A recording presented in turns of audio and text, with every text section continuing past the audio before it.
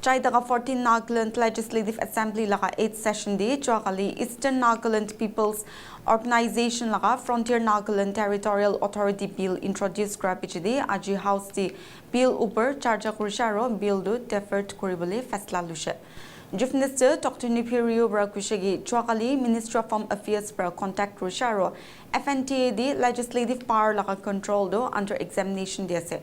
Aru issue upper learned aru Solicitor General of India laga opinion sayase quick nudge nation. Hidu is up state stronger reviews aru opinions lugina FNTA bill upper further katam otawale karne ministry ge samay dibole fasla lushe.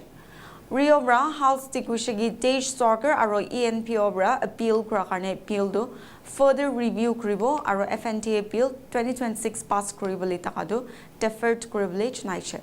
Doing the hoigna further examination garne soccer logot referred back kuribole kushe.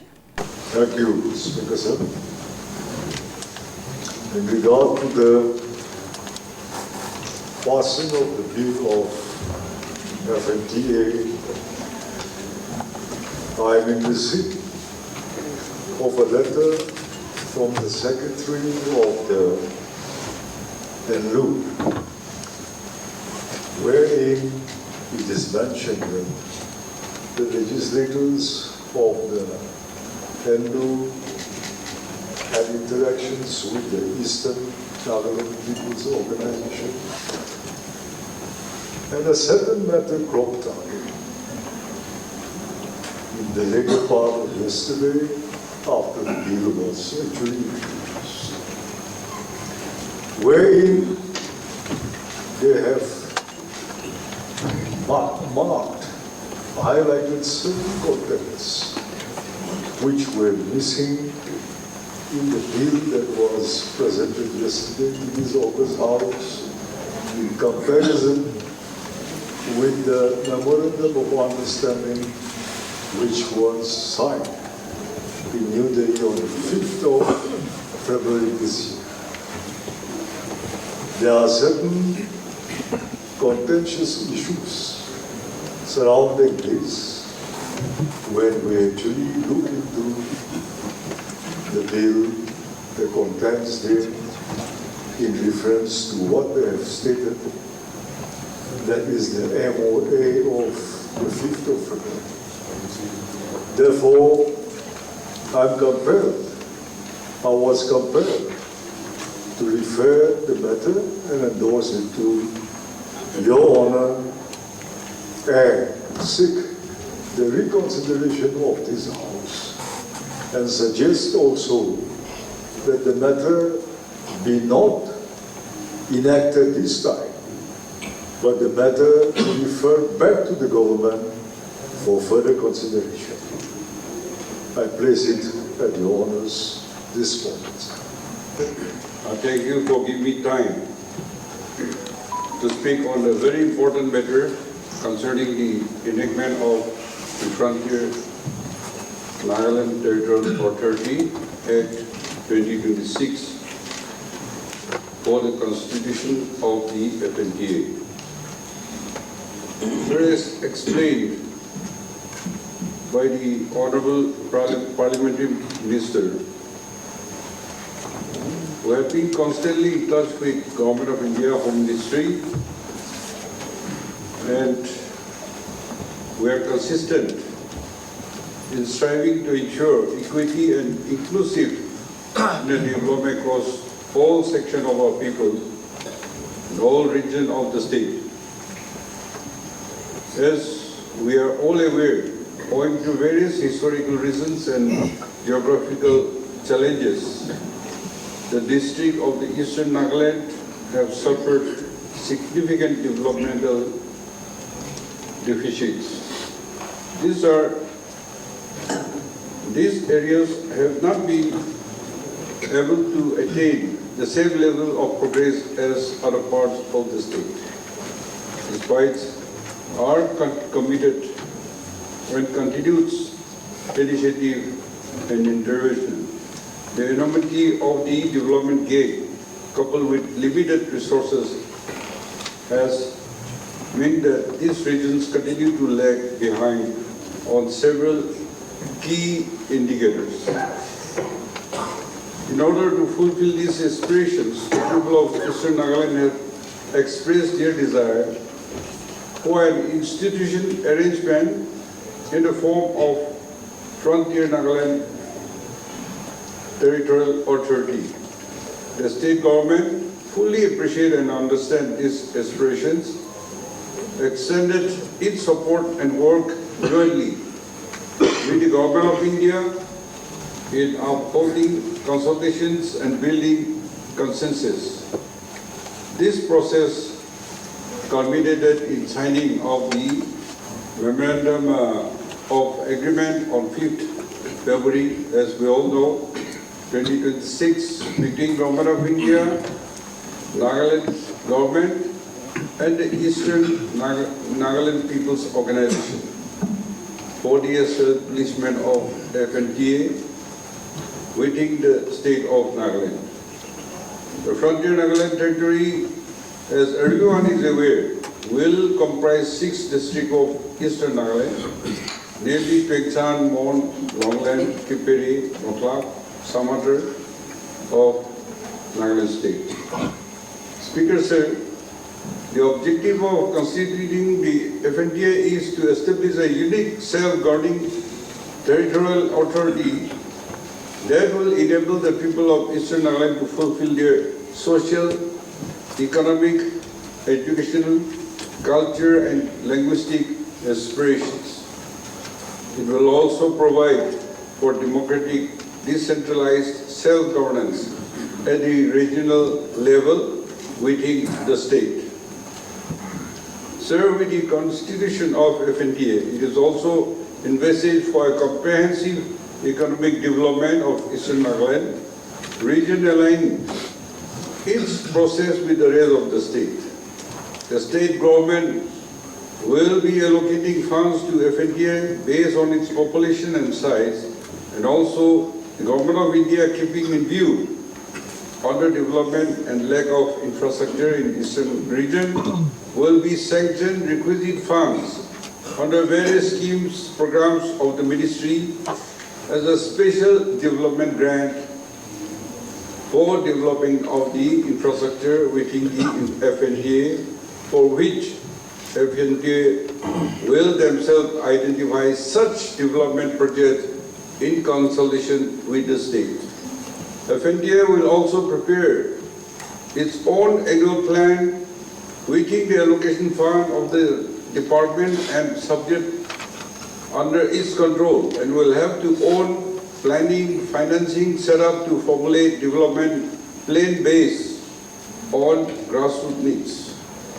The state government on its part will ensure timely release of funds in accordance with laid down norms of the state government as well as the central government.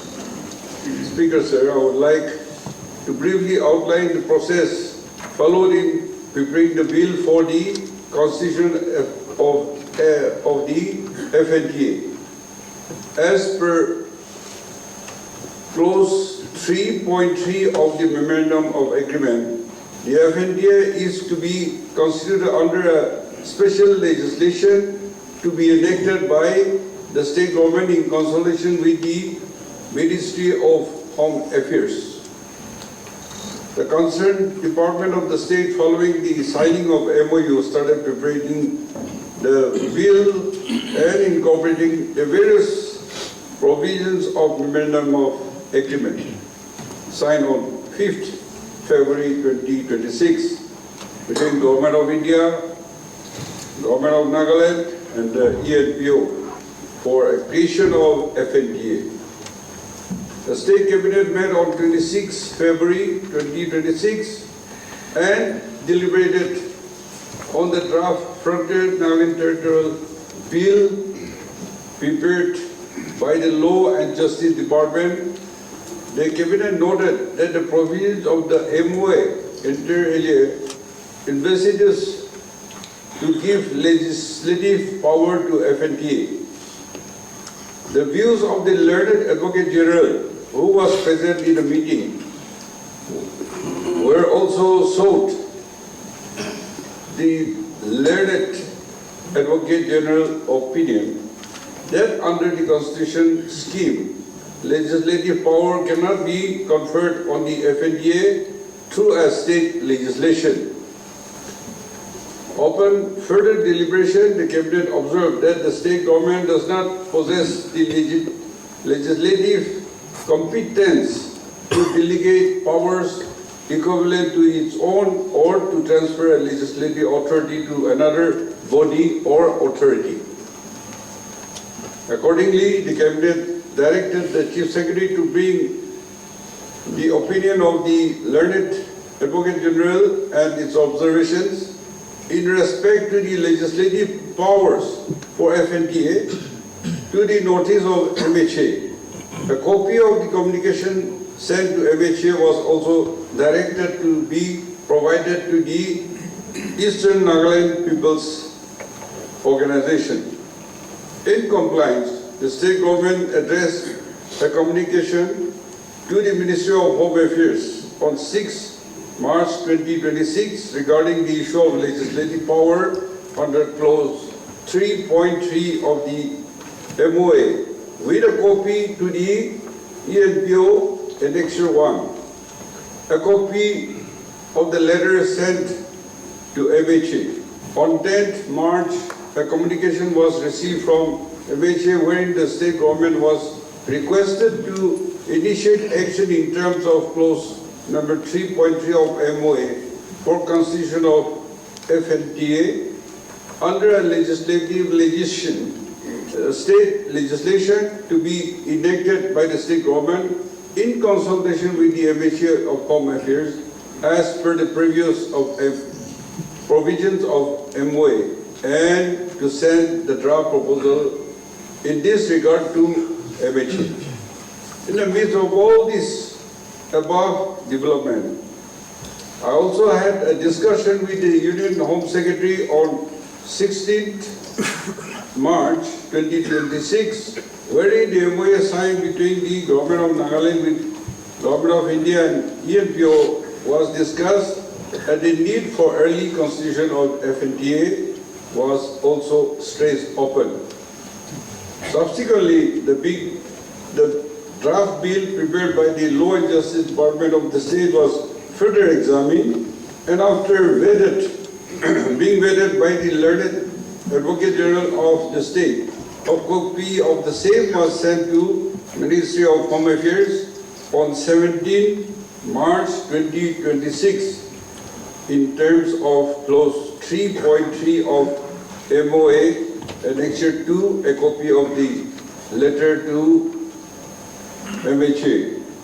Meanwhile, the representative of the Eastern Nagaland People's Organization met me on 24th March 2026, and the matter regarding constitution of FNDA was discussed, and representation was also submitted, wherein the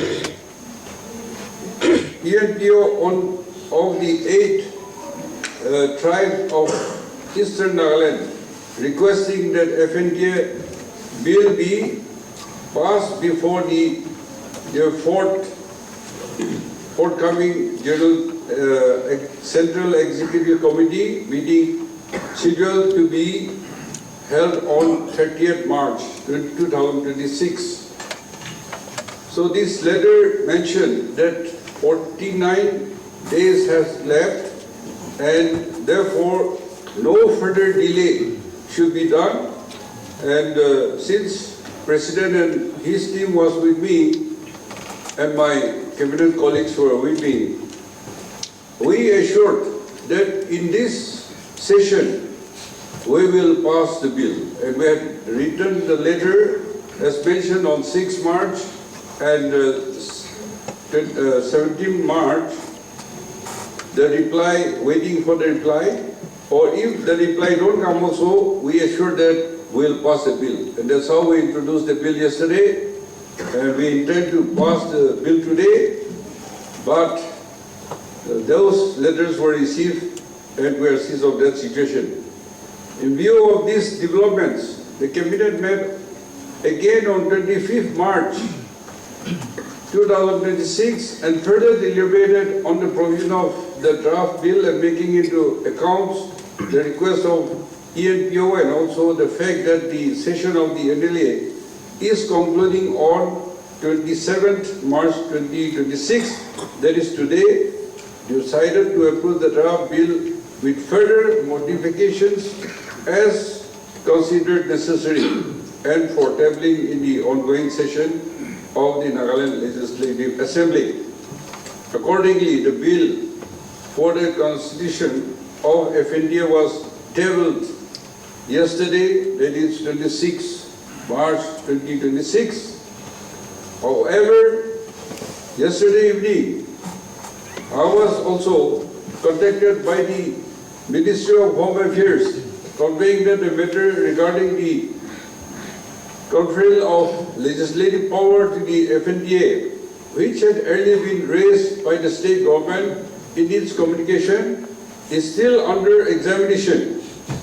The Ministry further informed that the opinion of the learned Solicitor General of India is being sought on this issue.